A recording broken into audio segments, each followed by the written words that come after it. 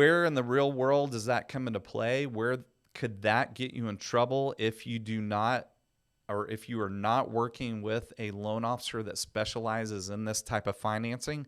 It's on the contract, or it could be with the appraisal. So what that looks like is contract comes in. It's very popular, very common that furniture conveys. Well, another thing in these destination type properties, the other thing that conveys and is written into a contract is that a existing book of business would convey, or the database of past clients would convey. What happens is a underwriter sees that, they raise the question, hey, what are we buying here? What is the client really looking to do with this property? Because based on this contract, it sounds like they're buying a rent house. They're buying an investment property. It could kill your deal if your loan officer doesn't have the right information. So, with us having done hundreds of these deals, having a correct interpretation of the policy, a correct understanding, when we've had situations where underwriters didn't know the policy, we've been able to come back and say, no, here you go. This is where it allows for this type of scenario to take place. It allows for this to be written into the contract.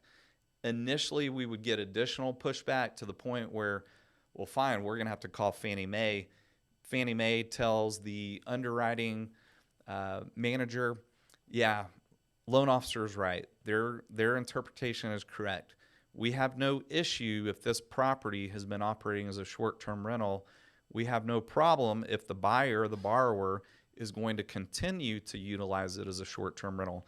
So that all comes with knowledge. It all comes with correct understanding. And that's my hope here on this podcast, is that we will put you in a position where if you ever come across that opposition or that situation, that you will have enough information to be able to come back and say, yeah, I don't think you guys are right, versus saying, yeah, well, we'll move on to the next one. So my biggest opportunity and where I have seen clients tell me, gosh, Jeff, I wish I would have talked to you a long time ago about this, because I went to a loan officer. They told me I needed to put 20%. Part of it was actually their fault, not the loan officers.